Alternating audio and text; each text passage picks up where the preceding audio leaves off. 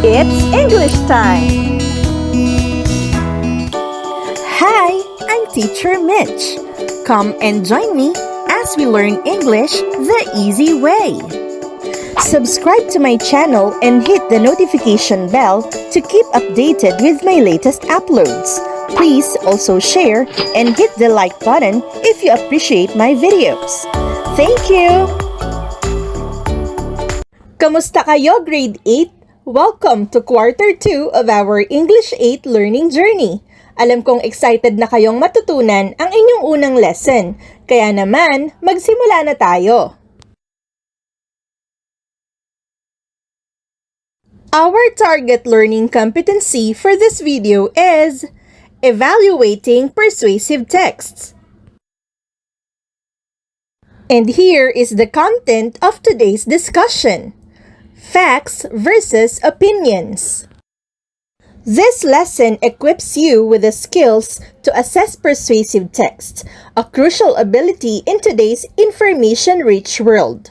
By differentiating between facts and opinions and understanding various types of claims, you'll become a more discerning reader, able to weigh evidence and identify potential biases in persuasive writing. Since the target learning competency for this lesson is all about persuasive text, we should know more of it. Persuasive texts are pieces of writing that try to convince readers to agree with an idea or take action. Writers use reasons, facts, and sometimes emotions to make their message stronger. For example, an author may write that recycling helps protect the environment, so everyone should recycle at home. This kind of writing is common in advertisements, speeches, and opinion articles. The main goal of persuasive text is to influence the reader's thoughts or behavior. The word convince means to make someone believe or agree. Reasons: explanations for why something is true or should be done. Facts: true information that can be proven. Emotions: feelings such as happiness, fear, or sadness. Influence: to affect or change someone's ideas or actions. As you journey through this lesson, you will discover the answer to the following questions. What is the difference between a fact and an opinion? And how can you spot each in a persuasive text? What are the different types of claims an author can make in a persuasive text? How can identifying facts and claims help you evaluate the strength of a persuasive argument? To begin, please analyze the given situation and guess whether it is a fact or opinion. First, a student holds up an apple and says, "This apple is the healthiest lunch option." Second, a poster on the wall claims, "Apples a day keep the doctor away." The first statement is an opinion. It expresses a personal belief about the healthiest option without providing evidence. The second statement is a catchy slogan, likely an opinion also. While apples have health benefits, it's not a guaranteed way to avoid doctors. Now, let's differentiate fact and opinion. A fact is a proven piece of information. It is a statement that can be verified in a reference source such as an encyclopedia, a dictionary, a map, or a history book. Facts are things that happened in the past or are happening now. It can be supported by evidence. Examples. Number 1. The Philippines is an archipelago composed of over 7,600 islands. This is a verifiable statement about the country's geography. 2. Sinigang, a sour soup dish, is a national favorite in the Philippines with various regional variations. This is a confirmed fact about Filipino cuisine. 3. The Philippines is the world's largest producer of abaca, a natural fiber used in textiles. This can be verified through agricultural production statistics. On the other hand, an opinion is a belief, judgment, or a way of thinking about something. Statements that express that something is good or bad in some ways are usually opinions. Examples. Number 1. Adobo is the best Filipino dish. This expresses a personal preference for a particular dish. 2. Wearing shorts to school is disrespectful. This reflects a belief about appropriate school attire, which can vary depending on the school's policies. 3. Studying abroad is the only way to get a good job. This expresses a personal viewpoint on career opportunities, which may not be universally true. Here are some ways to recognize the differences between fact and opinion. 1. Words that show extreme positives or negatives are clues to opinions, such as everyone, never, most, always, nobody, ever, all, really, none, very. Examples. Opinion. Everyone loves chocolate ice cream. Opinion. Nobody works harder than my father. Fact. Chocolate ice cream is made from milk, sugar, and cocoa. 2.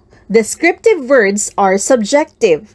Sentences with descriptive words are mostly opinions, such as beautiful, ugly, smart, foolish, joyful, lucky, gloomy. Examples. Opinion. The movie was beautiful and inspiring. Opinion. That house looks ugly and scary at night. Fact. The movie was released in 2020. 3. Language intended to appeal emotions is opinionated. Read these examples of emotional appeal. Opinion. It is heartbreaking to see children go hungry when so much food is wasted every day. Another opinion.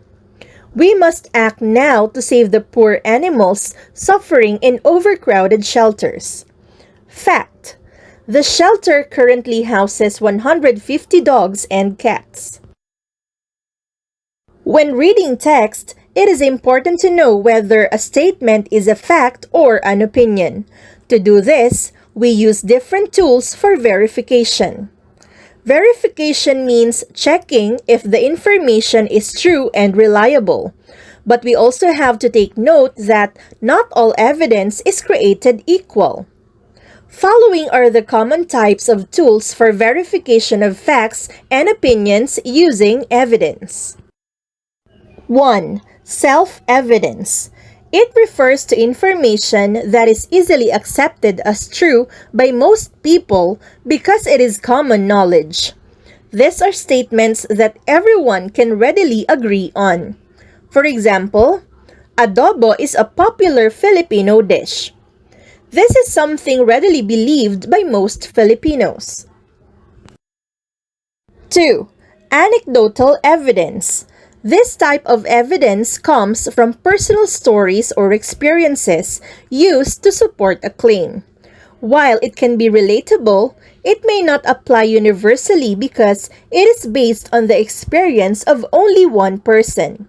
Example, my lola's adobo recipe is the best. Everyone who tries it says so. Personal experience supports the claim, but it is not universally applicable. 3. Argument from authority. This happens when someone uses the words of an expert or respected person to support a claim. The credibility of the source is important, but qualifications and possible biases should also be considered. For example, renowned chef Sylvia Reynoso Gamboa considers adobo a cornerstone of Filipino cuisine. Expertise of a respected figure supports the claim. 4. Empirical evidence. This type of evidence is based on scientific research, data collection, experimentation, and analysis.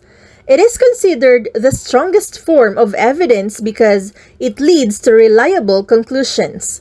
For example, a recent study by the Department of Tourism found adobo to be the most frequently ordered Filipino dish by foreign tourists.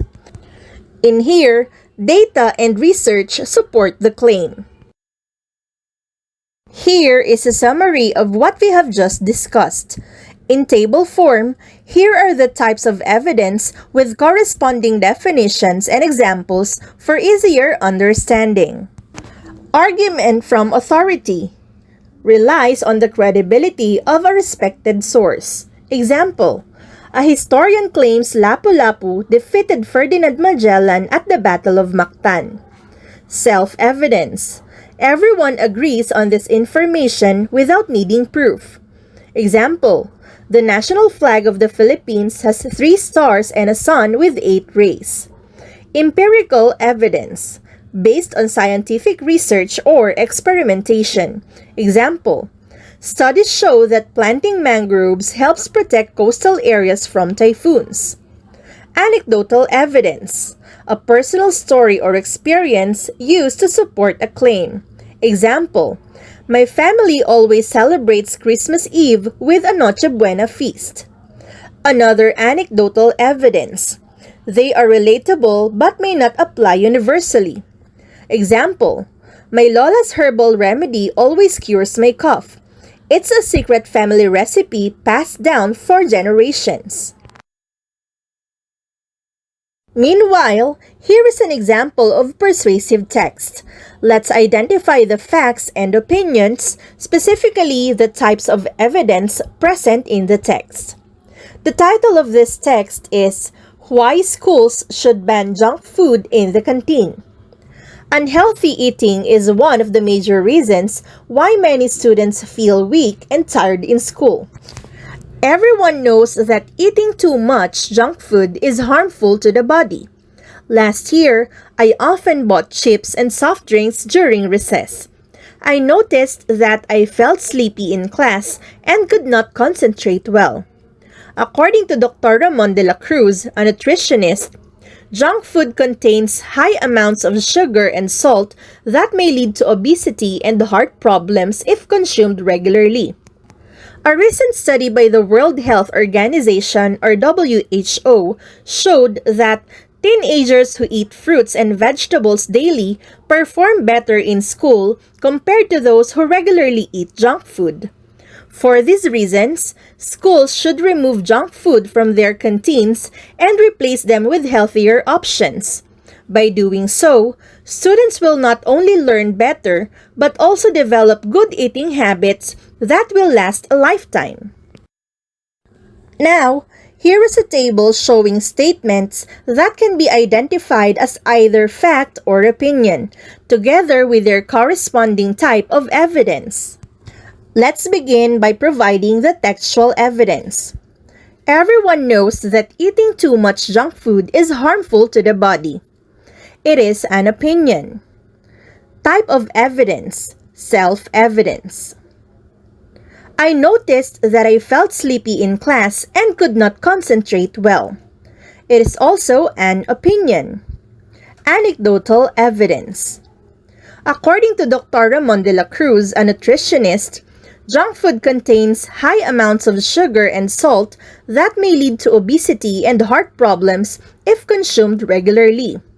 This one is a fact. Argument from authority.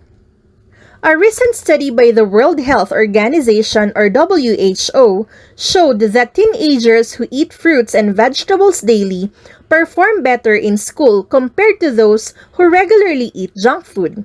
It is also a fact. Empirical evidence. Thanks for watching!